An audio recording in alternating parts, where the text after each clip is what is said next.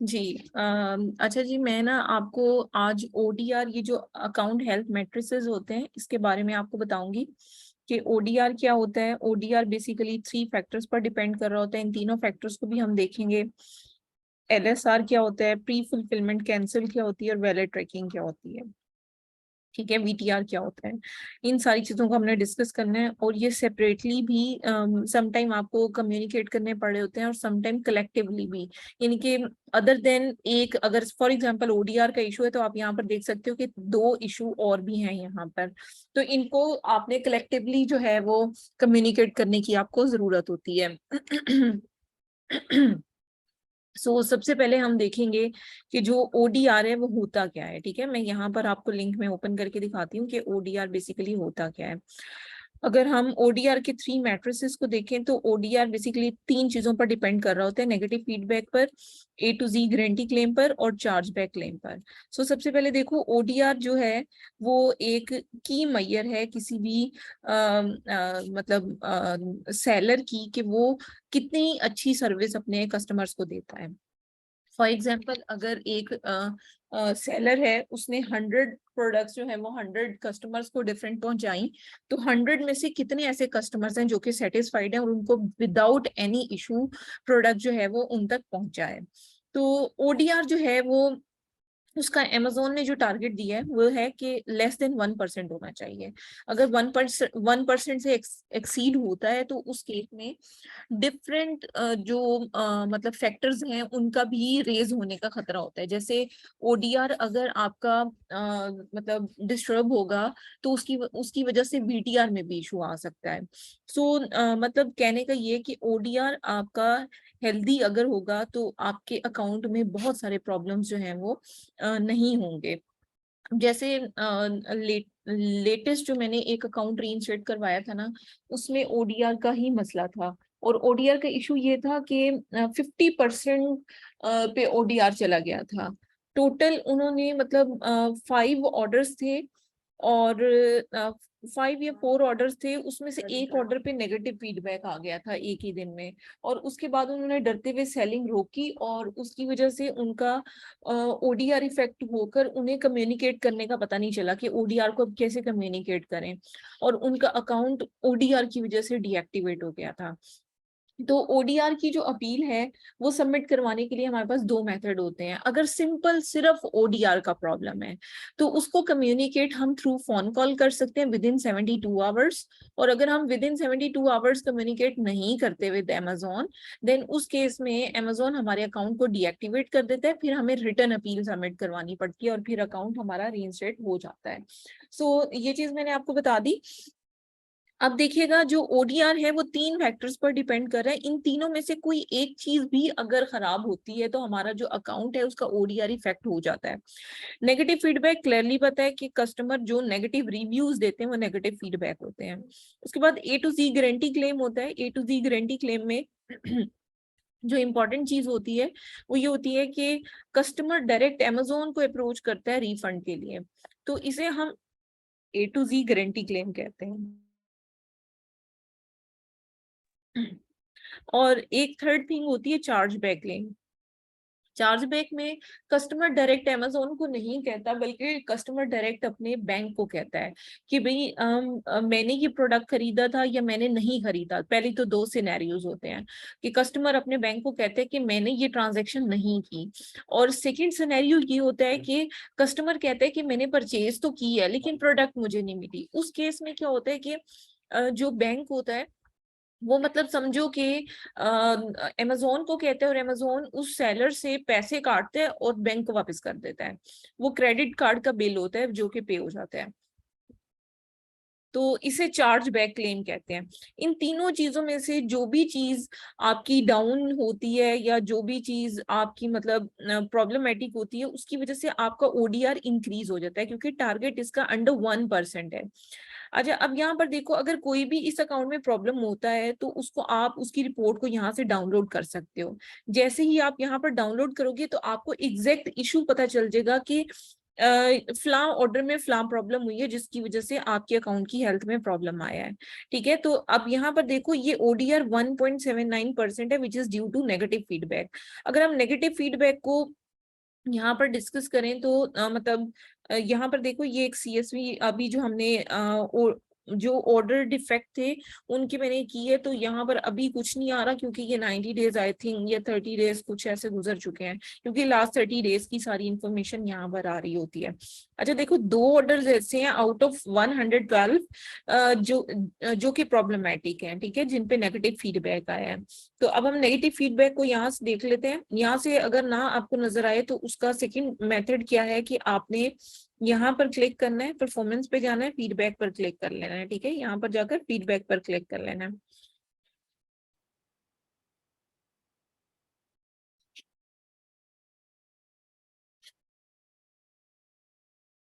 Net थोड़ा सा slow है आई थिंक।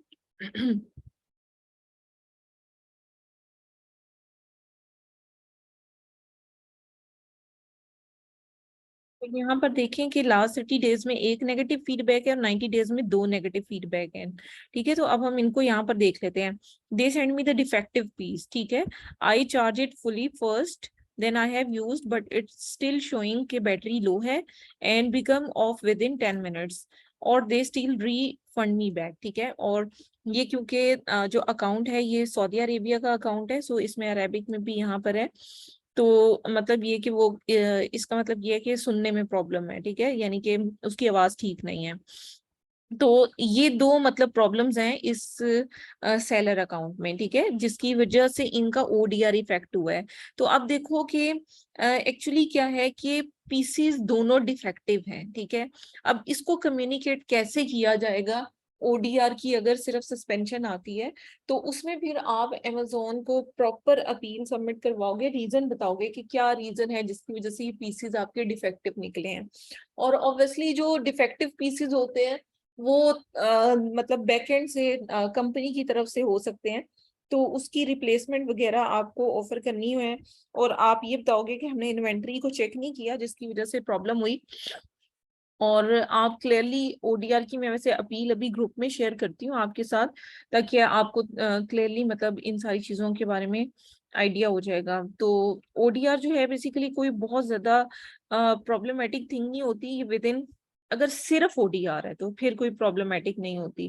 तो अगर सिर्फ ओडीआर की सस्पेंशन है तो फिर आप समझ लो कि विद इन 48 आवर्स आपका अकाउंट रीइंस्टेट हो जाता है।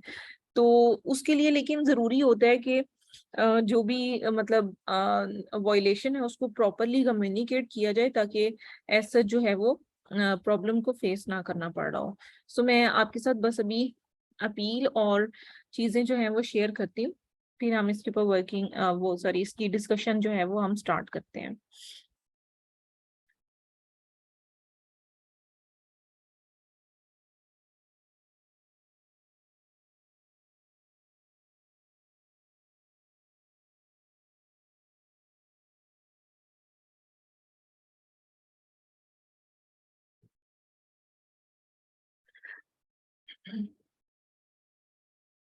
अच्छा, मैं ना ओडीआर का प्लान ऑफ एक्शन भी साथ में ग्रुप में ही शेयर कर रही हूँ, उसको भी हम अभी डिस्कस कर लेते हैं कि क्या प्रॉब्लम हुई जिसकी वजह से हमारे अकाउंट में एलएसआर हाई हुआ या ओडीआर हाई हुआ।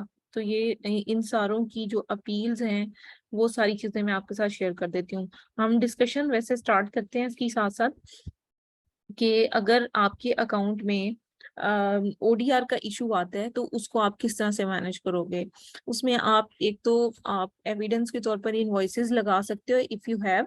तो उसमें ये होता है कि अकाउंट आपका थोड़ा रीजन आपकी सॉलिड हो जाती है कि आपने सप्लायर ऑथेंटिक लिया हुआ है। असल में इस केस में ये जो दो मतलब यहाँ पर है ना, इनकी तो इनऑथेंटिक की कंप्लेन भी है इन दोनों आइटम्स की जिस पर ये कंप्लेन आई हुई है। तो ये तो थोड़ा सा डिफरेंट केस है, लेकिन केस टू केस वेरी कर रही होती हैं चीजें। फिर आप बताओगे कि ओडीआर आपका क्यों इफेक्ट हुआ था, क्या रीजन थी जिसकी वजह से आपके अकाउंट में ओडीआर का मसला बना था।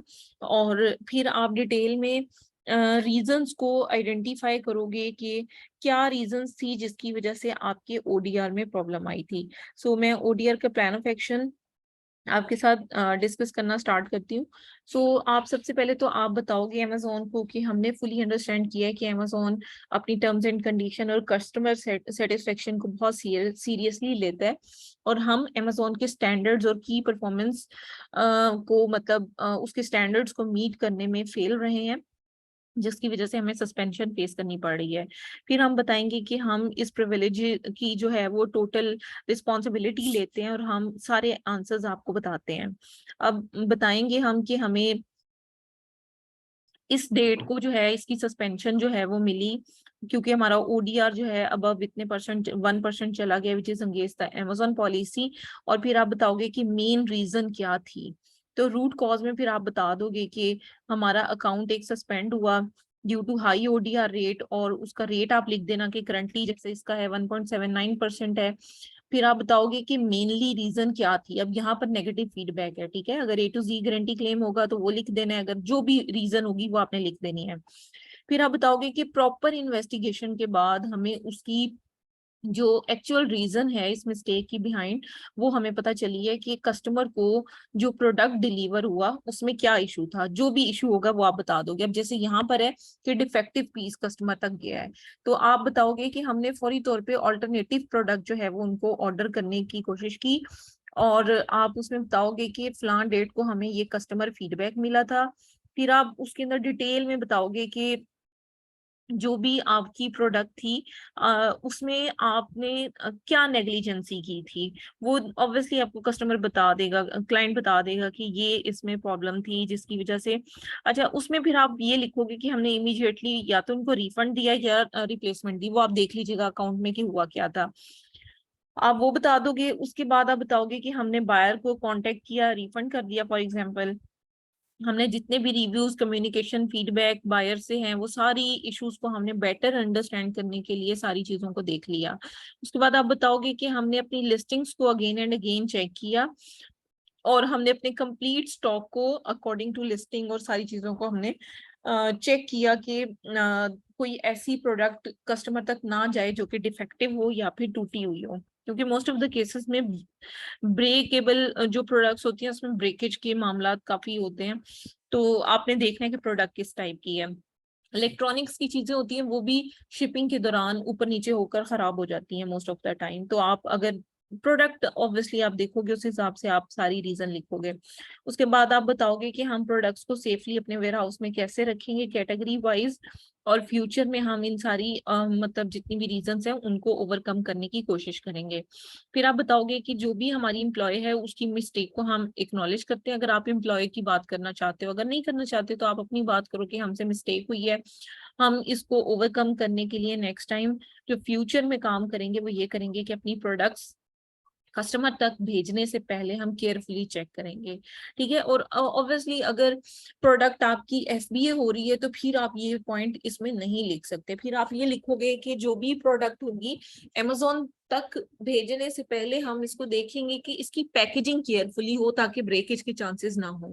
फिर आप बताओगे कि हम एक स्टोर सुपरवाइजर हायर कर लेंगे जो डबल चेक करेगा आइटम्स को ताकि पिक पैक और ड्रॉप प्रोडक्ट की ऑन टाइम हो सके। फिर आप बता दीजिएगा कि हम एक चेकलिस्ट तैयार करेंगे शिपमेंट ऑर्डर्स की, और सीसीटीवी कैमरास वगैरह आप बता सकते हो कि हम उसको मॉनिटर करने के लिए, या बेसिक इसमें जो इम्पोर्टेंट अच्छा पॉइंट है ना वो आप यही लिख सकते हो कि जो भी आइटम है उसको हम मतलब केयरफुली पैकेजिंग करेंगे, और जो कैरियर सर्विस आप यूज करोगे वो मतलब इस तरह से होगी कि हम प्रॉपर लेबलिंग लगाएंगे अगर ब्रेकेबल प्रोडक्ट है, सेंसिटिव प्रोडक्ट है, ताकि कैरियर सर्विस को अंडरस्टैंड हो सके कि ये कितना वेट बेयर कर सकती है और उसी हिसाब से उस प्रोडक्ट की हैंडलिंग हो।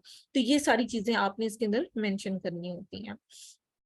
अच्छा, ये चीज हो गई। अब इसके बाद ये तो मैंने आपको बता दिया, इसके बारे में फर्दर जो है वो इनवॉइसेस आप इसके साथ अटैच कर सकते हो, और बाकी जितनी भी मतलब जेनेरिक सी इसमें चीजें होती हैं वो सारी की सारी आप कैरियर सर्विस चेंज करने की इसमें बात कर सकते हो। तो लाइक इसमें काफी सारी चीजें आप मेंशन कर सकते हो। सो मैं आपके साथ एक ग्रुप में शेयर कर रही हूँ एक सैंपल ओडीआर का। तो ये इस तरह से आप इसको कम्युनिकेट कर सकते हो। इसके अलावा मैं एक और भी सेंड कर देती हूँ आपको। बस एक मिनट दीजिए।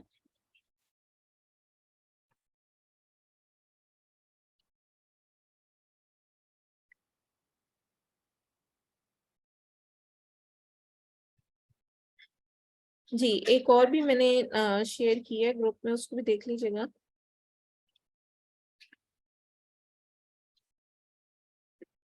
अच्छा, ये तो ओडीआर का हो गया। अब यहाँ तक ओडीआर का जो भी आपका मतलब क्वेश्चन है वो आप मेरे से पहले पूछ लें, फिर मैं आपको वीटीआर के बारे में बताने जा रही हूँ, क्योंकि ये सारे छोटे छोटे माइनर इश्यूज होते हैं अकाउंट के, और ये बहुत जल्दी रीइंस्टेट भी हो जाते हैं, और इनकी सारी इंफॉर्मेशन जो है वो आपको पता चल जाएंगी।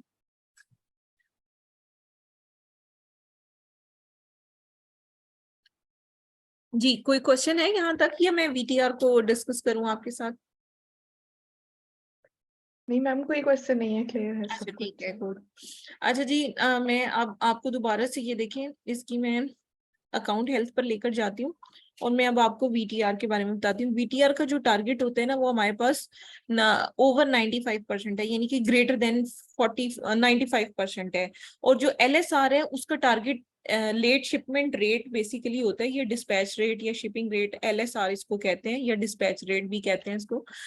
ये आपका 4% से अबव होना चाहिए। तो पहले हम एलएसआर यानी एलडीआर भी इसको कहते हैं, एलएसआर भी कहते हैं, इसको हम पहले डिस्कस कर लेते हैं कि ये होता क्या है।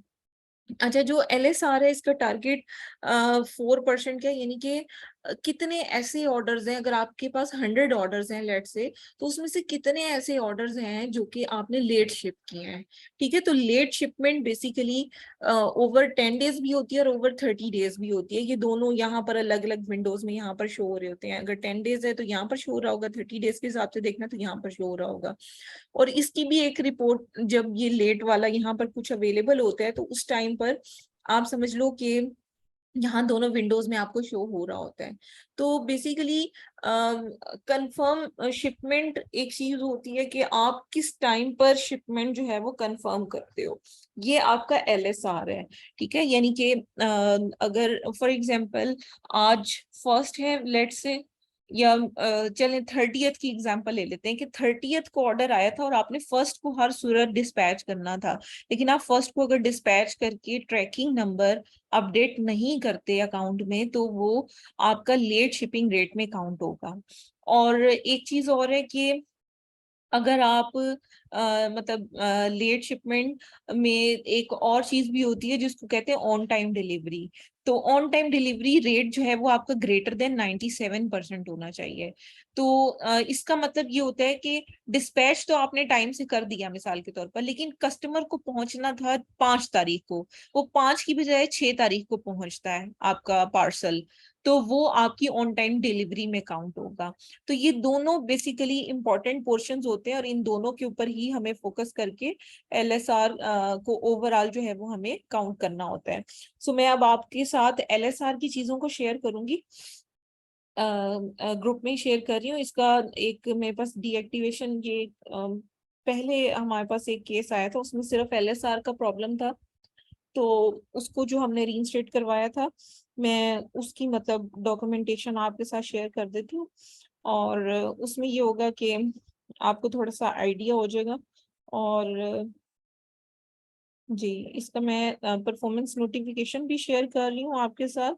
और परफॉर्मेंस नोटिफिकेशन में आप क्लियरली देख सकते हो कि your late shipping rate is higher than the goal of less than 4%, जिसकी वजह से आप अमेजोन पर सेलिंग नहीं कर सकते, आपकी लिस्टिंग रिमूव हो गई है, आपके फंड ट्रांसफर नहीं होंगे, और जो भी अवेलेबल बैलेंस है वो आपका यहाँ पर शो नहीं होगा। ठीक है, 90 डेज के बाद ऑब्वियसली वो सारी चीजें जिस तरह से अपील सेपरेटली कर सकते हैं, वो वाले सीन यहाँ पर आपको नजर आ रहा है। ठीक है, अब मैं आपको इसकी अपील बताती हूँ कि अगर ये सेपरेट अगर आ जाती है, क्योंकि ऑब्वियसली कलेक्टिव जब आएगी तो कलेक्टिव में तो सारी चीजों को आपको अलग अलग एक ही अपील में कम्युनिकेट करना पड़ेगा।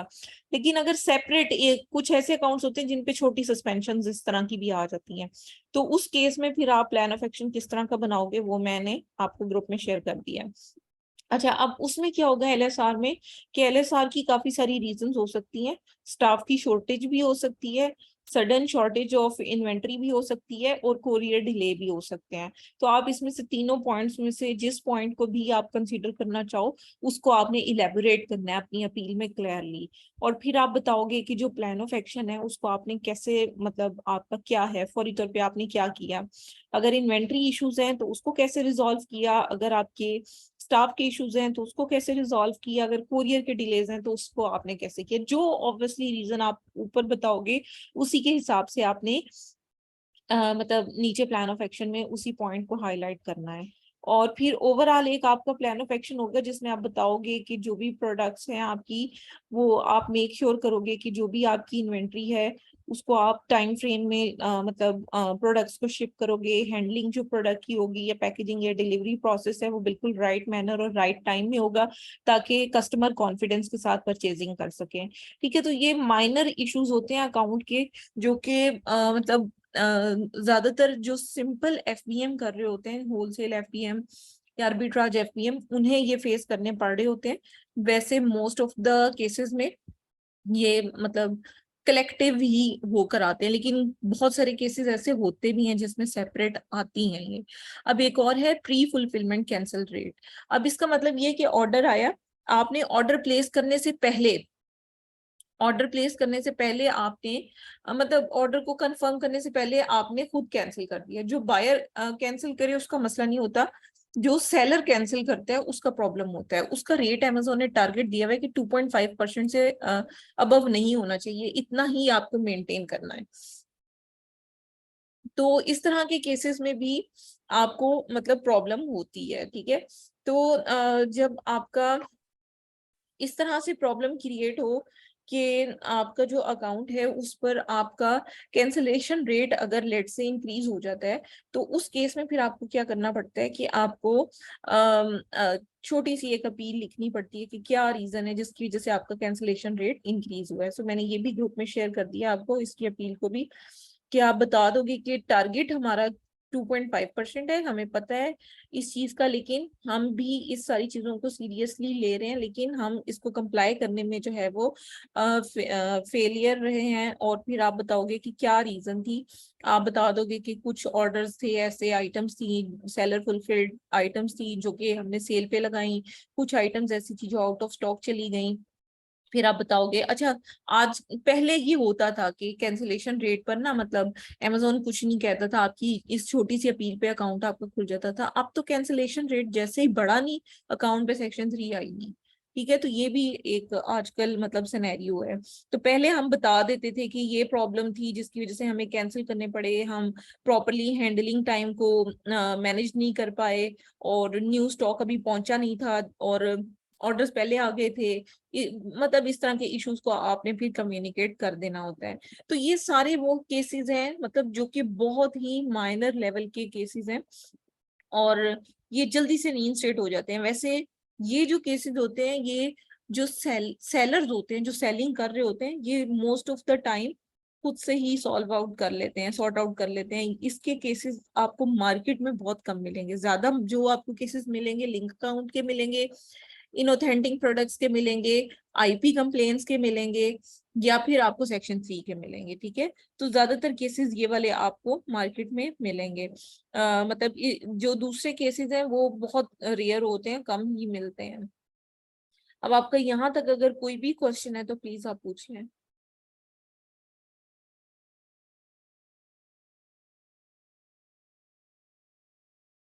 नो मैम, कोई नहीं है, आगे चलते हैं।